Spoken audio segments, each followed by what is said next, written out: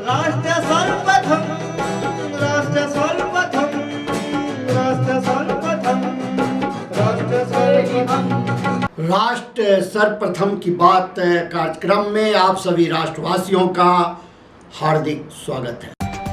प्रधानमंत्री नरेंद्र मोदी ने good Friday के अवसर पर ईसा मसीह के बलिदान को याद करते हुए उनसे मिलने वाली करुणा और क्षमा की शिक्षा मजबूत होने की कामना की। इंजीनियरिंग में दाखिले के लिए जेईई मेन के दूसरे सत्र की परीक्षा के लिए केंद्रों की सूची जारी कर दी गई है। अभ्यर्थी नेशनल टेस्टिंग एजेंसी की वेबसाइट पर पंजीकरण नंबर और पासवर्ड डालकर अपना परीक्षा केंद्र जांच सकते हैं। केंद्रीय जांच ब्यूरो ने 2024 के लोकसभा चुनाव से पहले राष्ट्रवादी कांग्रेस पार्टी के नेता प्रफुल्ल पटेल से जुड़े 2017 के भ्रष्टाचार के मामले को बंद कर दिया है। राष्ट्रीय जनता दल ने बिहार में कांग्रेस को 9 सीटें आवंटित की हैं और आगामी लोकसभा चुनाव में पूर्णिया सहित 26 सीटों पर अकेले चुनाव लड़ने का फैसला किया है। दिल्ली उच्च न्यायालय द्वारा कर नोटिस को चुनौती देने वाली पार्टी की याचिका खारिज करने के एक दिन बाद कांग्रेस को आयकर विभाग से 1700 करोड़ रुपए का नोटिस मिला है। दिल्ली के मुख्यमंत्री अरविंद केजरीवाल की पत्नी सुनीता ने एक व्हाट्सएप अभियान शुरू किया और लोगों से अपने पति को समर्थन करने की अपील की, जो दिल्ली आबकारी नीति से जुड़े धन शोधन मामले में प्रवर्तन निदेशालय की हिरासत में है। प्रधानमंत्री नरेंद्र मोदी ने जम्मू एवं कश्मीर के रामबन में एक सड़क दुर्घटना में लोगों की मौत पर दुख जताया और मृतकों के परिजनों व घायलों के लिए मुआवजे की घोषणा की। कांग्रेस ने कहा कि लोकसभा चुनाव से ठीक पहले आयकर विभाग ने टैक्स रिटर्न में कथित विसंगतियों के लिए करोड़ों रुपए के भुगतान का नया नोटिस जारी किया है। मुंबई में राजीव गांधी बांद्रा वर्ली सी लिंक पुल पर टोल शुल्क करीब 18% तक बढ़ा दिया गया है और नई दरें 1 अप्रैल से प्रभावी होंगी। अडानी ग्रीन एनर्जी ने गुजरात के खवाड़ा में 775 मेगावाट की सौर ऊर्जा परियोजनाओं का परिचालन शुरू कर दिया है। केंद्रीय सतर्कता आयोग ने लोकपाल में पेश एक रिपोर्ट में दिल्ली में हो रहे अवैध निर्माण को आरंभिक स्तर पर रोकने के लिए दिल्ली नगर निगम को एक बेहतर तंत्र विकसित करने का सुझाव दिया, जिसे लोकपाल ने स्वीकार करते हुए निगम आयुक्त को रिपोर्ट का अध्ययन करने और अपने तंत्र में सुधार के समुचित निर्देश दिए। सूत्रों के अनुसार लोकपाल से दिल्ली नगर निगम के आयुक्त को अवैध निर्माण के खिलाफ शिकायतों से निपटने के लिए मानक संचालन प्रक्रिया बनाने का निर्देश देने की मांग की गई थी।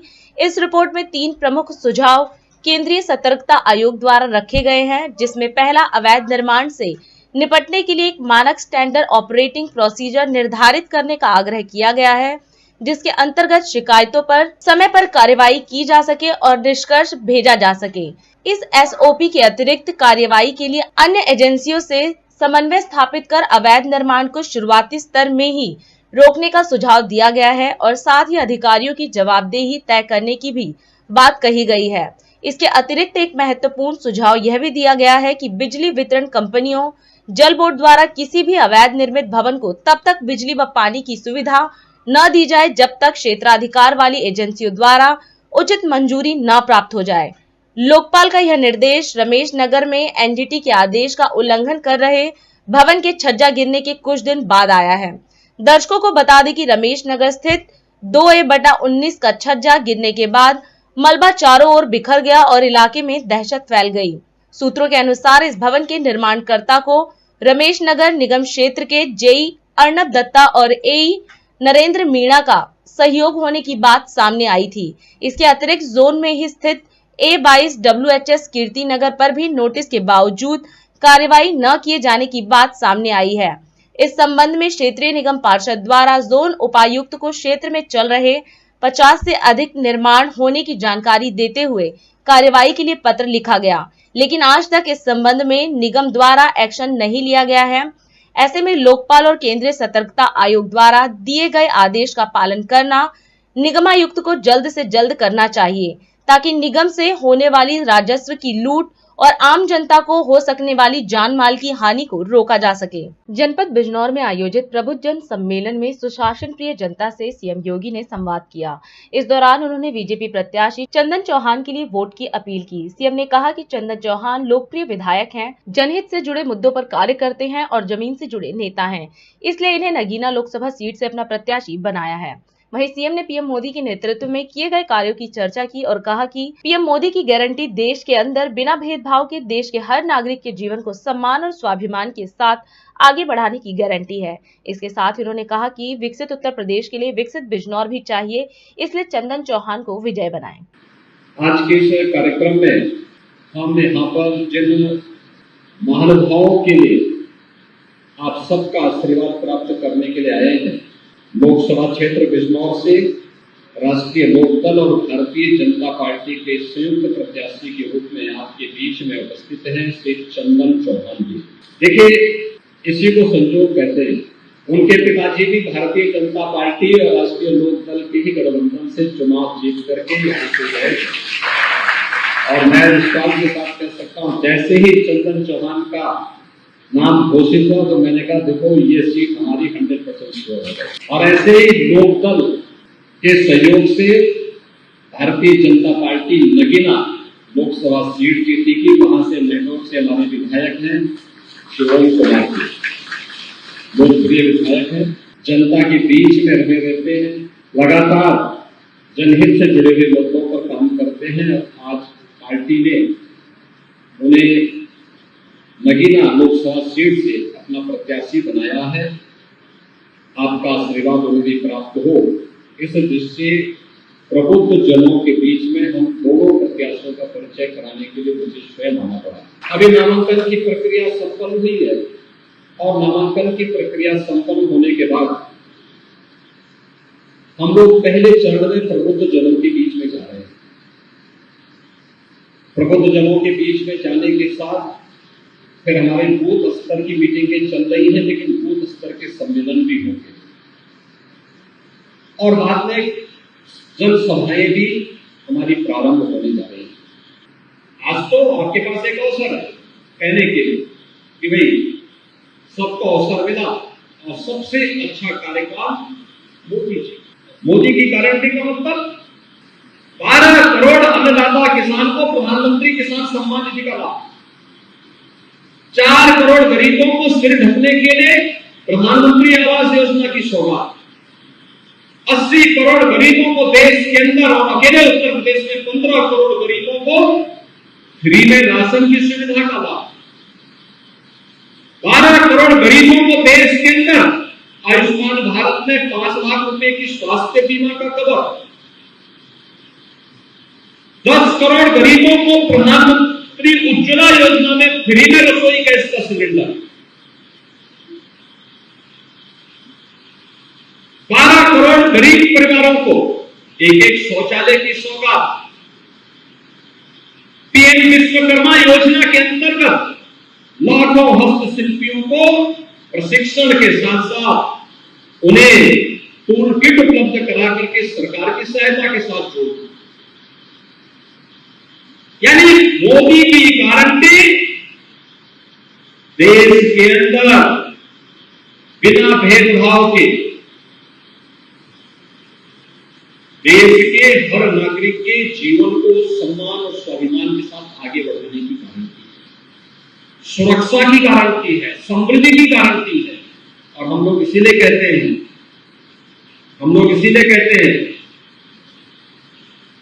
कि मोदी जी के लिए देश प्रथम है, प्रदेश हो या देश, लोग वही थे, देश वही है, प्रदेश वही है, केवल सरकार बदली और कार्यशैली बदली। आज आप देख रहे होंगे, आज यूपी में कर्फ्यू भी नहीं है, दंगा भी नहीं है। आज यूपी में बेटी और व्यापारी दोनों सुरक्षित है, पर्व और त्योहार शांतिपूर्ण तरीके से मनाए जा रहे हैं, कहीं कोई अराजकता नहीं है। अयोध्या धाम में आप देख रहे होंगे और काशी में, काशी विश्वनाथ धाम में अब तक 2 करोड़ लोगों ने पिछले 2 महीनों के अंदर दर्शन कर दिया। और उत्तर प्रदेश के विकास के लिए क्या है? विकसित उत्तर प्रदेश के लिए विकसित बिजनौर भी चाहिए, और विकसित बिजनौर के लिए चंदन चौहान के और ओम कुमार का भी विजयी होना आवश्यक है। और इसके लिए आह्वान करने के लिए आए हैं। चुनावी सभाएं संयुक्त रूप से होंगी, संयुक्त कार्यक्रम होंगे और संयुक्त अभियान चल करके हमें विजयश्री का आह्वान करना है। मोदी जी को पिछले कार्यकाल के लिए 80 की 80 सीटें प्रदान करनी है। इस विश्वास के साथ मैं आपके दफ्तर पर अपने दोनों प्रत्याशियों के प्रति अपनी शुभकामना देता हूँ। आप सबका हृदय से अभिनंदन करते हुए अपनी वाणी को विराम देता हूँ। उत्तराखंड के मुख्यमंत्री पुष्कर सिंह धामी ने पुरौला उत्तरकाशी में आयोजित जनसभा में प्रतिभाग किया। इस दौरान कार्यक्रम को संबोधित करते हुए सीएम धामी ने जनता से बीजेपी प्रत्याशी अनिल बलूनी के लिए वोट की अपील की और कहा कि 19 अप्रैल को अपने मत का सही उपयोग करें और एक भारत श्रेष्ठ भारत की परिकल्पना को पूर्ण करने में अपना योगदान दें। इसके साथ ही उन्होंने पीएम नरेंद्र मोदी को तीसरी बार प्रधानमंत्री बनाने की भी अपील की। आप सब यहाँ एकत्र हुए हैं। अभी आप लोगों ने बहुत सारी बातें यहाँ से अनिल जी ने आप सबके सामने रखी हैं और 19 तारीख तक आप सब लोगों को मेहनत करनी है जैसा उन्होंने कहा। उसके बाद 19 तारीख तक की जिम्मेदारी आपकी है और उसके बाद की जिम्मेदारी अनिल जी की और विधायक जी की, धंधा की, हमारी यहाँ के सब हमारे कार्यकर्ताओं की है। आज इस कार्यक्रम में पूरे थराली विधानसभा से आए हुए सभी हमारे बड़े बुजुर्ग, सभी उपस्थित, मेरी माताएं, बहनें, हमारे सभी नौजवान साथियों और मीडिया के हमारे सभी मित्र, स्कूल के हमारे सभी प्रिय छात्र एवं छात्राएं, मैं सबसे पहले तो आप सबका आज यहाँ पधारने पर और हमारे प्रत्याशी अनिल भाई को इतनी बड़ी संख्या में आकर समर्थन देने के लिए, हम सबको अपना आशीर्वाद देने के लिए आने के लिए मैं आप सबका दिल से स्वागत करता हूं, अभिनंदन करता हूं। भाइयों बहनों, चमोली जनपद की इस देवधरा में आप सभी के बीच आकर मैं स्वयं को गौरवान्वित महसूस कर रहा हूं और मुझे याद है कि 2022 के आम चुनाव में भी ये जो मैदान है अनिल जी, ये मैदान बहुत ही हम लोगों के लिए शुभ मैदान है और इस मैदान में हम लोगों ने विधानसभा चुनाव के लिए भी आप सबका मत, आप सबका आशीर्वाद इसी मैदान से लिया था और आप सब लोगों ने 9000 मतों से, जहां पर बिल्कुल कांटे की टक्कर होती थी, वहां पर एक तरफा हमारे यहां से भोपाल राम टमटा जी को विजयी बनाकर भेजा था और हम सबको सरकार में आने का अवसर प्रदान किया था। मैं उसके लिए भी आप सबका धन्यवाद करता हूं। मैं बरहालगढ़ी मां नंदा देवी अंग्यारी महादेव की इस पावन भूमि को दोनों हाथ जोड़कर, सर झुकाकर प्रणाम करता हूं, नमन करता हूं। भाइयों बहनों, ये किसानों की भूमि है, ये हमारे जवानों की भूमि है और एक तरफ विषम परिस्थितियों में यहाँ का किसान, यहाँ का अन्नदाता के रूप में राज्य की सेवा कर रहा है, तो वहीं देश के जवान हमारे देश की सीमाओं की रक्षा के लिए आज सीमाओं पर तैनात होकर भारत माता की रक्षा कर रहे हैं, हम सब की रक्षा कर रहे हैं और अपना जो सर्वोच्च बलिदान होता है वो बलिदान देने में भी कभी इस क्षेत्र के लोग पीछे नहीं रहे हैं। मैं थराली के लाल वीर सपूत शहीद श्री भवानी जोशी जी की इस जन्मस्थली को नमन करता हूं, शीश झुकाकर उनको भी प्रणाम करता हूं, कोटि कोटि प्रणाम करता हूं कि वो हमारे लिए सदैव प्रेरणा के स्रोत हैं और हमेशा हमारे स्मरण में रहेंगे। भाइयों बहनों, जैसा कि आप सब जानते हैं कि लोकसभा के चुनाव की जो घड़ी है वो लगातार आगे बढ़ रही है और आज 29 तारीख हो गई है। 29 तारीख से 19 तारीख तक अगर हम सब दिन गिन लें तो कुल 20 दिन होते हैं और 19 तारीख को उत्तराखंड का मतदान होना है भाइयों बहनों, आज मैं हमारे इस लोकसभा, गढ़वाल लोकसभा के प्रत्याशी और जिनका एक लंबा राजनीतिक सामाजिक अनुभव रहा है, बहुत स्थानों पर इन्होंने काम किया है। राष्ट्रीय मीडिया प्रमुख के नाते भी ये काम कर रहे हैं, राज्यसभा में भी काम किया है, प्रदेश के अंदर राज्य सरकार में भी काम किया है। तो इनका अनुभव हमारे पूरे इस क्षेत्र को मिलना है और इन्हीं के लिए मैं आज आप सबके बीच में आपसे निवेदन करने के लिए, आपसे समर्थन मांगने के लिए, आपका आशीर्वाद मांगने के लिए आप सबके बीच में आया हूं। आप सभी माताओं बहनों से, बड़े बुजुर्गों से, युवा मतदाताओं से अपील करता हूं कि आप सभी 19 अप्रैल को पहले मतदान करें। जो एक भारत श्रेष्ठ भारत की परिकल्पना है, उसमें आप सब योगदान देंगे। हमारे प्रधानमंत्री जी को तीसरी बार आप प्रधानमंत्री बनाएंगे, तो आप सब लोग एक बार जोर से मुट्ठी बांधकर बोलेंगे, फिर एक बार मोदी सरकार, फिर एक बार मोदी सरकार। अभी समय है एक ब्रेक का, हम चलते हैं ब्रेक पर, आप कहीं जाए नहीं, छोटा सा break. Powered by Kamal Buildtech Private Limited, fulfilling promises. With our professional team and experience of delivering projects, in past we guarantee you peace of mind and top quality work in an affordable price. और अधिक खबरों के लिए आप हमारे YouTube channel दैनिक India दर्पण को अभी सब्सक्राइब करें और नोटिफिकेशन के लिए बेल आइकन को प्रेस करना ना भूलें। राष्ट्र सर्वप्रथम की बात कार्यक्रम में ब्रेक के बाद एक बार फिर आप सभी राष्ट्रवासियों का स्वागत है। छत्तीसगढ़ के मुख्यमंत्री विष्णुदेव साय बालोद जिले के डोंडी लोहारा नगर पहुंचे, जहां उन्होंने एक चुनावी जनसभा को संबोधित किया। इस दौरान कार्यक्रम को संबोधित करते हुए सीएम साय ने कहा कि आज 1,500 कार्यकर्ता कांग्रेस छोड़कर बीजेपी में शामिल हुए हैं, जिसमें 30 सरपंच भी शामिल हैं। सीएम साय ने सभी का पार्टी में स्वागत किया। वहीं उन्होंने कहा कि पीएम मोदी के नेतृत्व में गांव, गरीब, किसान, मजदूर सभी वर्ग के लिए सबका साथ, सबका विकास, सबका विश्वास और सबका प्रयास के मूल मंत्र पर काम हो रहा है। इसके साथ ही उन्होंने तीसरी बार नरेंद्र मोदी को प्रधानमंत्री बनाने की लोगों से अपील की। आज डोंडी लोहारा के पावन भूमि में आज के चुनावी सभा में पूरे डोंडी लोहारा विधानसभा क्षेत्र के एक एक गांव से आए सभी हमारे देवतुल्य कार्यकर्ता भाइयों और बहनों, मैं आगे कुछ बोलो कर पहले ये क्षेत्र के बहुत ही पूजनीय रानी झमित कुंवर जी के मैं सत सत नमन करत हूं।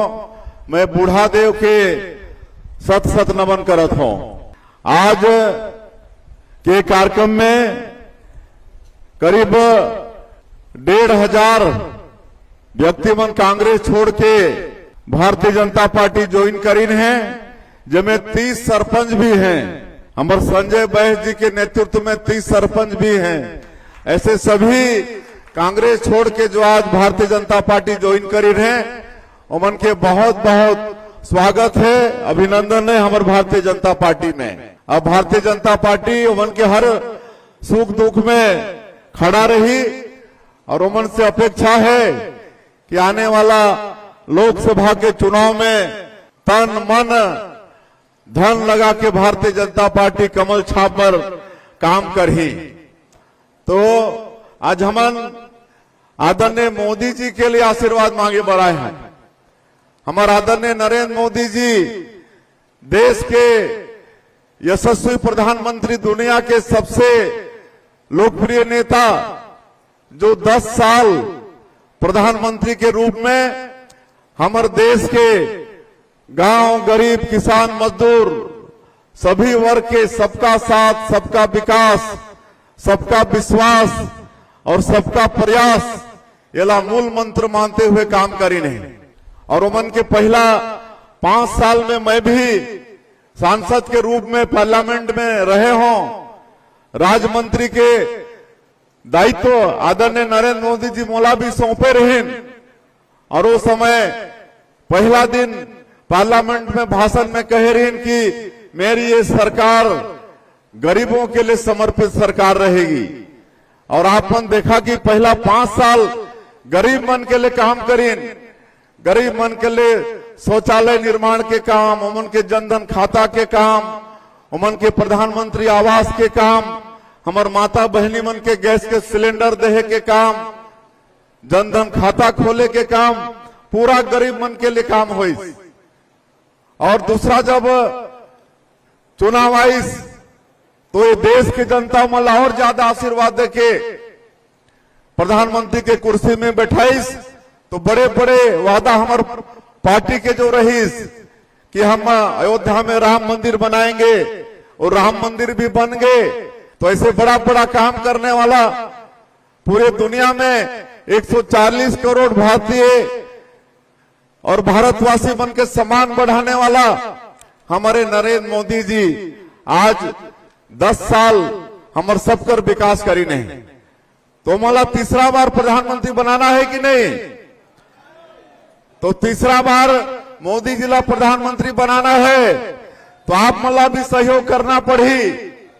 हमारे कांकेर लोकसभा से जो हमारे प्रत्याशी हैं, दुनिया के सबसे बड़े राजनीतिक पार्टी भारतीय जनता पार्टी के प्रत्याशी भोजराज नाग जी, हमारे देश के यशस्वी प्रधानमंत्री नरेंद्र मोदी जी के प्रत्याशी श्री भोजराज नाग जी आज ये कोई परिचय के मोहताज नहीं है। बड़े छोटे से पहले सरपंची काम करीन, जनपद के अध्यक्ष भी रहीन, विधायक भी रहीन और आज भारतीय जनता पार्टी नरेंद्र मोदी जी मला सांसद बर दिल्ली बर आज खड़ा करी से। हाँ, आपन आशीर्वाद देके मला भारी मतों से सांसद बना के भेजा और मोदी जी ला तीसरी बार प्रधानमंत्री बनाए में आप मन के सहयोग मिले, ये आज आप मन से निवेदन करे बार हम आए हैं। मोदी जी तो प्रधानमंत्री बना था, पक्का है, इनमें कोई दो मत नहीं है। लेकिन कांकेर लोकसभा के भी सहभागी होना चाहिए, कांकेर लोकसभा के भी सहयोग होना चाहिए। एक सांसद आप मन भी भारतीय जनता पार्टी के यहाँ जिता के भेजो तो आप मन के भी आत्मसंतुष्टि होई कि नरेंद्र मोदी जी ला तीसरी बार प्रधानमंत्री बनाए में हमन भी सहभागी हैं। दिल्ली के मुख्यमंत्री अरविंद केजरीवाल की पत्नी सुनीता केजरीवाल ने एक व्हाट्सएप अभियान शुरू किया और लोगों से आपके राष्ट्रीय संयोजक सीएम केजरीवाल को समर्थन करने की अपील की, जो दिल्ली आबकारी नीति से जुड़े धन शोधन मामले में प्रवर्तन निदेशालय की हिरासत में है। उन्होंने एक व्हाट्सएप नंबर जारी कर कहा है कि आप आम आदमी पार्टी के राष्ट्रीय संयोजक के लिए अपना आशीर्वाद, प्रार्थनाएं या अन्य कोई संदेश इस नंबर पर भेज सकते हैं। कल कोर्ट में अरविंद जी ने अपना पक्ष रखा। जो कुछ कोर्ट के सामने उन्होंने बोला उसके लिए बहुत हिम्मत चाहिए। सच्चे देशभक्त हैं वे। बिल्कुल ऐसे ही हमारे स्वतंत्रता सेनानी अंग्रेजों की तानाशाही से लड़ते थे। पिछले 30 साल से मैं उनके साथ हूँ। देशभक्ति उनके रोम रोम में बसी है। आपने अरविंद जी को अपना भाई, अपना बेटा कहा है। क्या इस लड़ाई में आप अपने भाई, अपने बेटे का साथ नहीं देंगे? मुझे पूरा विश्वास है कि हम सब साथ मिलकर यह लड़ाई लड़ेंगे। मैं आपको एक व्हाट्सएप नंबर दे रही हूँ। व्हाट्सएप नंबर है 8297324624। आज से हम एक अभियान शुरू कर रहे हैं जिसका नाम है केजरीवाल को आशीर्वाद।